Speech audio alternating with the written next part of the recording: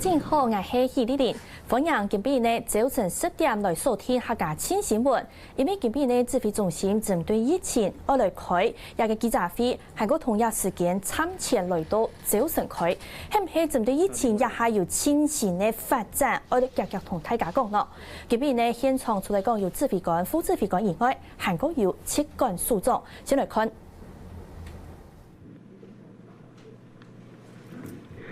各位记者女士、先生，大家好，大家早安哈，大家好。那我们先公布今天的确诊案例哈，我们大概有10例的确诊案例，那其中有1例是本土的案例，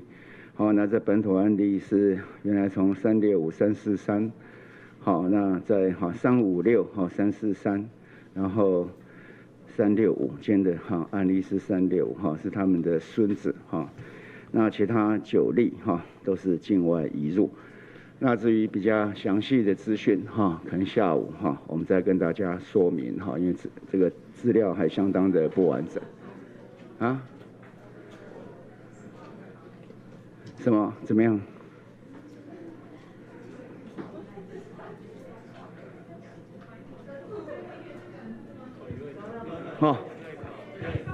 对，因为那个稿子还没有给大家。对，疫情的。我下午就会很清楚了。这个部分也会再补给大家，因为详细的疫调还没出来。好 ，OK， 好，没关系，我们再讲一次哈。今天这个10例有9例是境外移入，那1例是本土的案例。那这本土的案例呢是我们是说它是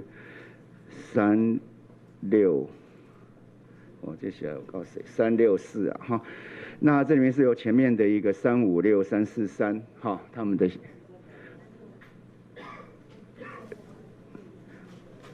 看看对了，我们再讲一次好了啦这挤一下水啊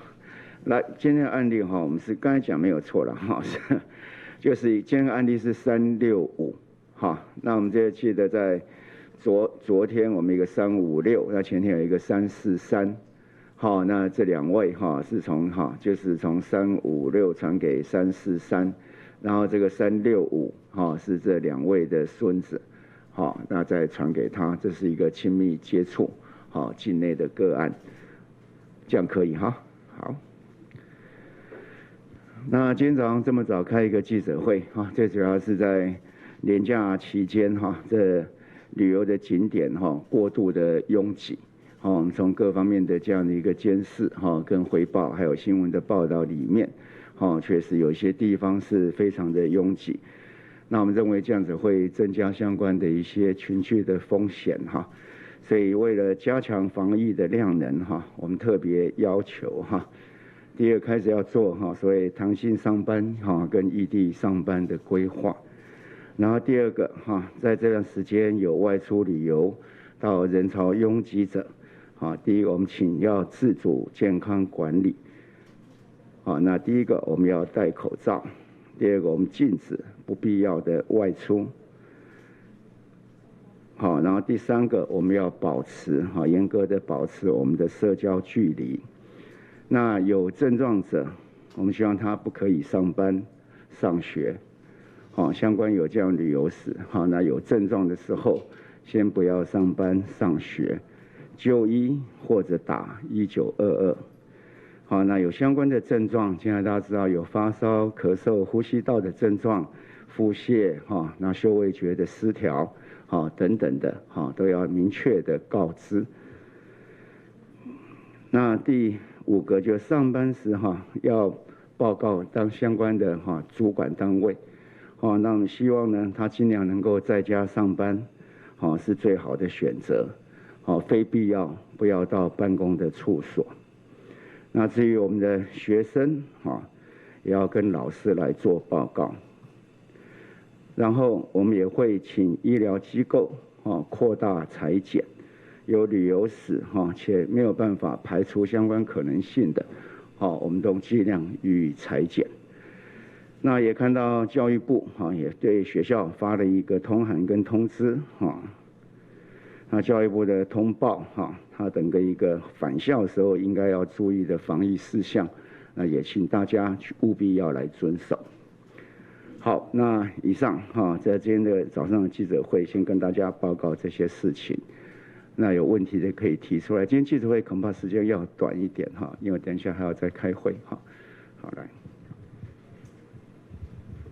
部长好，新传媒提问，这边想请教2个问题。第一个就是有垦丁的民宿业者抱怨说，政府一下令后生意下滑。那面对台湾许多观光旅游业生计的问题，指挥中心有没有一些配套措施？那第2个问题想要请教说，下一个连假5一劳动节，指挥中心有没有一些相关的也是防疫的因应措施？有可能会取消连假吗？谢谢。2个问题，第一个跟旅游业者、旅宿业者先表达我们的歉意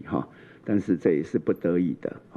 增加了很多的一些群聚的风险，那未来社会代价可能又更大。然后第2个，相关这个旅宿业者那我们的各的单位政府各单位都有安排一些相关的纾困，那未来有一些振兴的方案。好，那未来5一劳动节，就像院长所说的。我们还看的是疫情的变化，再做最后的调整。不好意思 ，TVBS 提问，那个台南市长黄伟哲有提到说，像是虎头皮雾山头水库都是有收门票的，好几百公顷，有3、4千的游客是相对安全的，但是他认为说这些警示地点没有慎重考虑，可能会重创观光。想请问一下，说指挥中心怎么回复？然后另外想请教说，是不是有考虑用手机定位？如果有定位的话，就可以知道说哪里拥挤呢？这时候在特别记者会当地嘅警下，前来阵地开始以前呢，也嘅指挥官陈时中，佢针对亚摆连续假期，韩国也下进行台湾嘅确诊病例增加来作为说明。先来讲到近几年呢，有新增加10倍也嘅案例确诊案例，故作先前呢都初步有363韩国近几国家嘅10倍确诊病例，现时全台湾嘅确诊总共有373例嘅。今日公布嘅10倍确诊当中，有1例係本土案例，韓國也係算係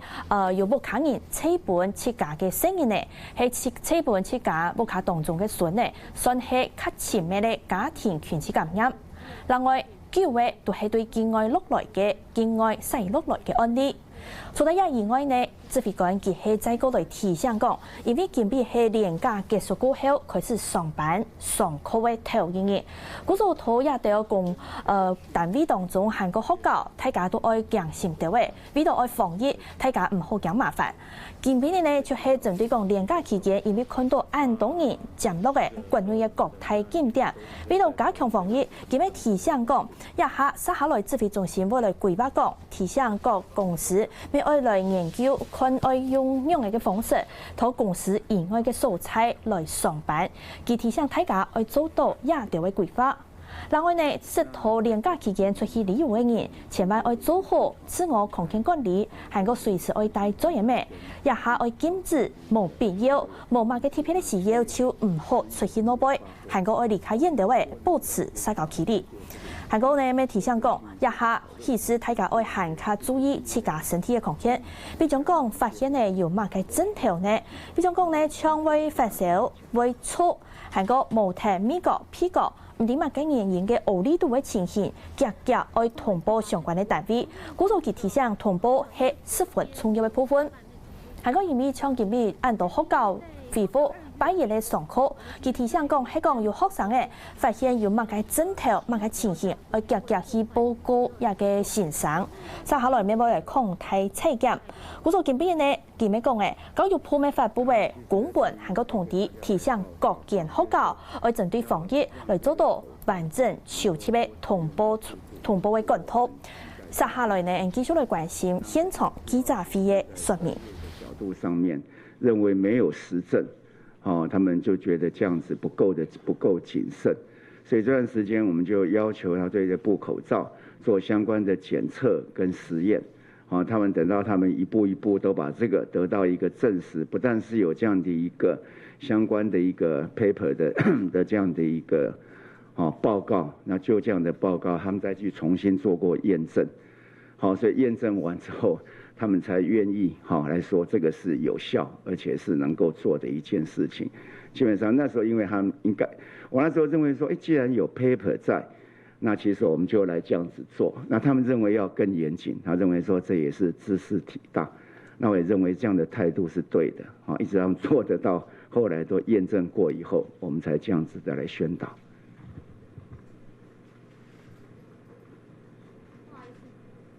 不好意思，中天提问，想请教一下，就是说指挥官这边如何来定义，就是所谓人潮拥挤的地方，是以人数吗，还是密度怎么样的？那另外呢，就是其实有专家指出，这一次连假有出现比较拥挤的出游潮，那可能会成为防疫破口，甚至在10月10号开始可能会有确诊人数的增加。那指挥中心这边怎么看？那另外一个问题就是说，因为现在有出现蛮多的那种家庭亲密感染的部分。那所以说，有些居家检疫的人，如果说他们在家里面开了聚会，那譬如说男友在居家检疫中，但是女友还过来或是跟他出去，那这样子的话，是否有开罚的状况？这样？就是说密集度那确实是很难，就是说单位的一个面积。那或者像刚刚有些市长提到说，它里面的门票的收入，那这人流上面没有那么多，或者我们说要距离1公尺或室内1.5公尺，那事实上都很难的很完整的被定义到，所以这我们还是采取一个大数法则了那这样有可能性的，我们尽量提醒大家来注意。那至于居家检疫，我们是组长跟大家再说明一下。我们在居家检疫通知书上，其实就有要求这些居家检疫者跟居家隔离者必须跟家人保持1公尺以上的距离，那应该也是要减少访客。那如果说能够有找到确实他们有出门的证据，我们就是一定会予以裁罚所以我们会再进一步的去规范说，那居家检疫者应该要避免所有的访客，但是因为这个家庭可能还有其他的家人，你说完全是不可能，所以我们是会写避免。不过对居家检疫者本身，应该就是不要再接见访客。那我们会再更严格的在我们的居家检疫通知书上呈现。好，谢谢组长。所以我们现在也有前2天我们有特别在讲过说，如果家里不适合这样子来做隔离或很难做得到，比如说我们的预测没有办法分开，比如说家庭有小孩、老人，或者你没有办法取得一个单独的空间，那这些我们的建议，他们到这个安心检疫旅馆去居住。那若有困难，也可以寻求我们集中检疫所的帮忙。好，那近几天我们也就开始了，劝我们的关怀中心对于居家检疫者也发出这样的一个电话，询问他的一个居住的环境，是不是能够恰当的做适当的隔离。那至于当访客一定要尽量避免了那未来我们可能在这上面的话一定会更加严格的要求。会有宣网提问，还是想请教一下指挥官，因为毕竟刚刚提到的定义还是非常的模糊。因为民众如果今天看到我们今天发出的这一个要求，或者说是这一个禁令也好，我完全无法无所适从嘛。假如我去过夜市，到底算不算人潮拥挤的部分？我需要这样做嘛？那还有就是连假已经结束了，那我们今天才发出这样的要求，会不会在时机点上有所的？好像民众会觉得是不是有点太慢了一点？因为毕竟我可能今天我已经符合这样的条件，但是我今天已经去上班了，或已经跟其他人接触了，所以想请教指挥中心这样的考量跟刚才的定义，可否再详细一点的述说一下？对，当然第一个就是说在整个的上面来讲，就是现在有接触那基本上它还是有，如果被感染到了它还是有一定的潜伏期在。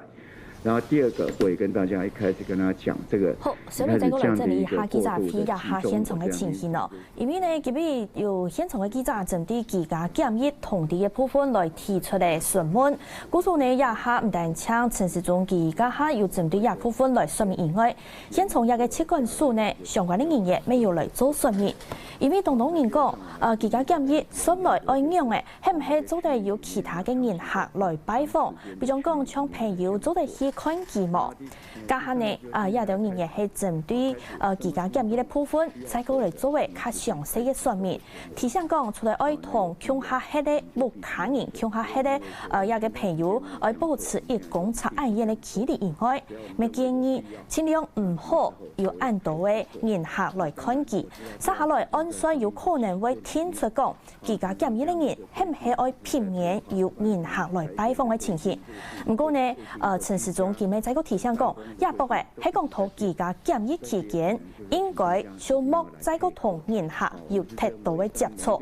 不過喺講要搶騙所、洗手間，韓國也得租下空間冇辦法實際攞佢分開來用嘅。陳時中佢係建議講，一個居家檢疫者做得起安心檢疫理論來吃，盡量避免同韓客當人接觸嘅一條情形。繼續來關心片場指揮中心嘅記者會。一些規定，洗手、個人的衛生，這些都要把它做好。總之，這個防疫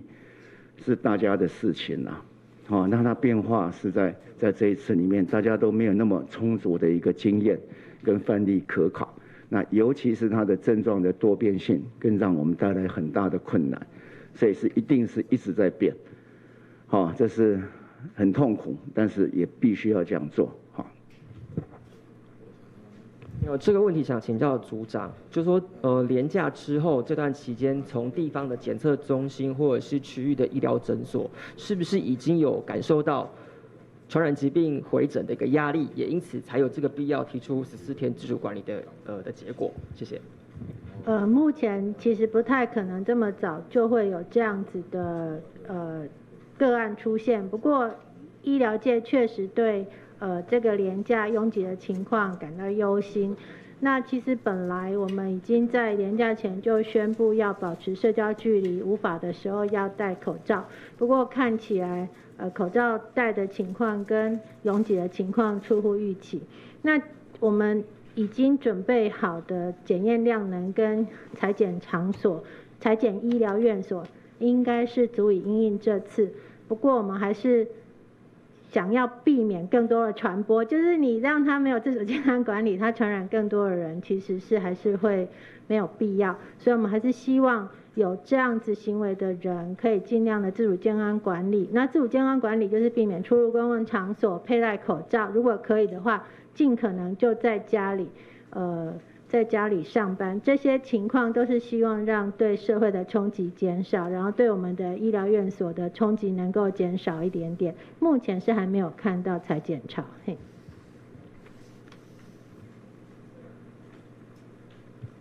部長，美國自由亞洲電台記者。台灣因為超前部署取得了一定的防疫成果，但是我們的防疫戰線也拉長了超過2個多月。其實人民的那個緊繃意識，還有經濟的停滯，都來到了一個臨界點哦。那民間也有呼喚說，經濟陳時中什麼時候要上場？那如果經濟陳時中跟防疫陳時中出現決策思考，比如說像我們這一次清明連假，拼經濟、拼觀光跟防疫就陷入兩難，這時候政策衝突的時候要怎麼解？當然你也點出一個這個非常重要的一個社會的問題了那不過我們認為是防疫優先吶那當然我們不會說為了防疫優先整個都把它lockdown shutdown這樣的一個事情了那但是呢就是要隨時的調整那因地制宜，那選擇出一個最好的一個方式來。那當然我還講說我們是只有政府會做事會安心嘛，所以有任何的這樣東西，我們會跟這個相關的經濟的單位做一個最好的一個討論那選擇一個最好的方式。那不過我還是強調，這樣有一個矛盾的情況之下，我們還是會以防疫做優先。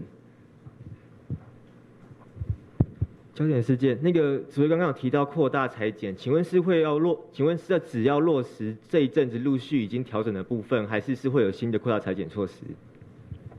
那天就跟大家有發了一個新聞稿，有一個我們現在的一個擴大採檢的一個，所以就是已經公告的部分，而不是新的措施。那但是我們昨天又多了一個，裡面的症狀是多了一個腹瀉嘛。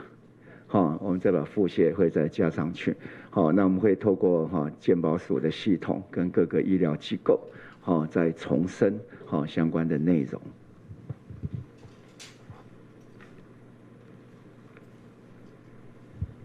东森新闻这边有一个问题要提问，就是针对居家检疫者，台北市疑似有出现检疫者违反规定外出，然后是由家人代接关怀电话的。那针对隐匿者是否会进行裁罚？谢谢。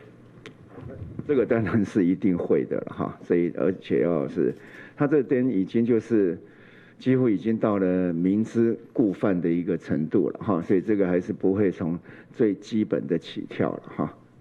会加重的处分哈。指挥官中央社提问，想要跟您确认一下，因为这个人潮拥挤的定义如果很模糊的话，民众真的会无所适从，不确定自己是不是要在家上班这样。那可不可以请指挥官具体的来说，是不是只要民众曾经去我们日前发布的这2则国家级警报里面提到的这些景点的人，就需要尽可能在家上班，然后不要上学呢？对，那当然哈，我们可以严格来讲哈，其实我们今天在讲是这样子，而且包括这些，而且不限于这些地方了哈。有些地方特别的拥挤，你有比较长的时间待在里面，那有一些密切的跟不特定的人群的接触，那就是要这样子做。那至于就是说定义困难，那当然都定义困难。但是大家就等于是一个跟可以的话，有任何的情况，那最好能够在家上班。但是如果完全是没有办法，那就是要严格的遵守我们这样的一个安全的距离跟戴口罩、勤洗手等等的规定，都确实要做到。这没有办法，每一件事情都来靠政府做，每一个规范都把它做得很清楚。一方面我们有防疫的自觉的意志，那怎么样保护好自己，保护好同事，保护好家人，大家从我们这样的意识里面可以去做一个比较精准的判断。那我们只是说很清楚的跟大家讲说，有旅游史的时候，那你如果有症状，那就不要上班，也不要上学。那老板也好，学校也好，也不能要求这段时间在有旅游史、那有症状的时候，要求你上班或者你不上班，那要对你就是说做相关的惩处，这是我们是禁止的，这是明确的。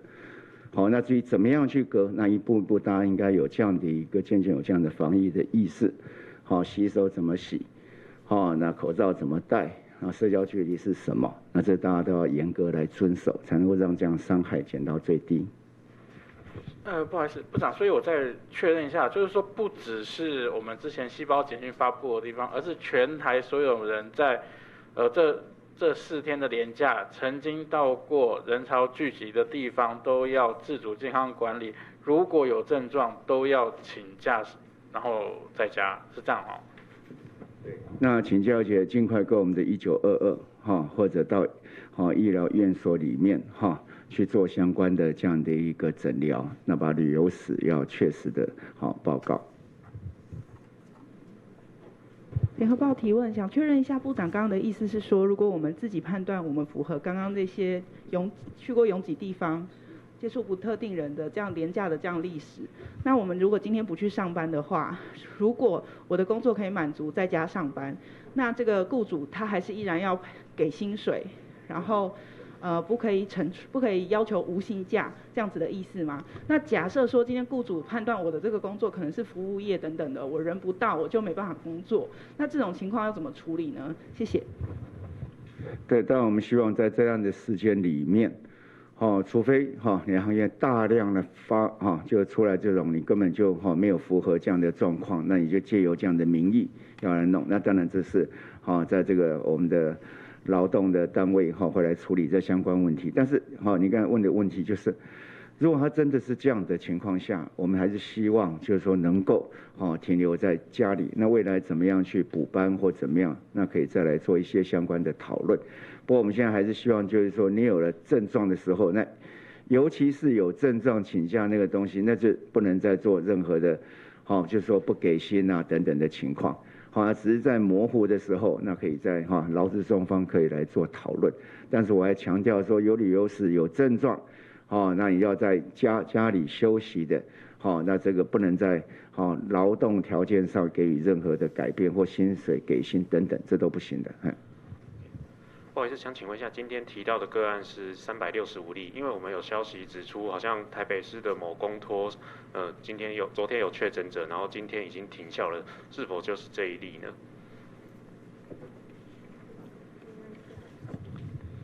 我不敢说一定是，不过基本上因为这小朋友是是比较小的嘛，年龄是4岁，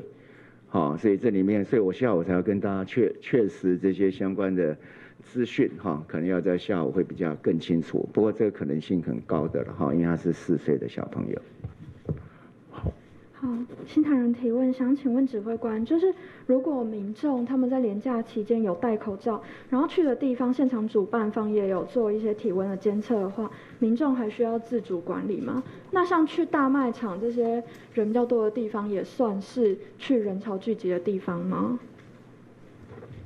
对，那样来看看你拥挤的程度了哈。所以我刚才讲说，这你要做一个统一的规定，事实上是很困难。不过我认为我们的民众对防疫的意识是很高的，如果做好的保护相关的，我们还希望就是说，非必要的外出，我们是希望是能够禁止非必要的外出。那如果你在办公的场合一定有必要，可能就有一些资料或者你的电脑或者你的需要去拿，那尽量少跟同事来做这样的一个接触。那因为你办公处所你也先报告过你有这样的情况，那大家尽量一定要把这样的安全距离把它隔开来。总之任何的措施我们都希望能够安全的，台湾能够安全的不要这样全面的禁足，能够度过这样的一个难关。那当然任何的有这样的一个群聚或社区感染的情况在严重，那我们不排除任何更加严格的方式。好，是不是我们今天的上午的记者会先到这边结束哈？因为下午2点还会再继续就疫情的部分跟大家做说明。好，那我们记者会就到此哈，谢谢大家，谢谢。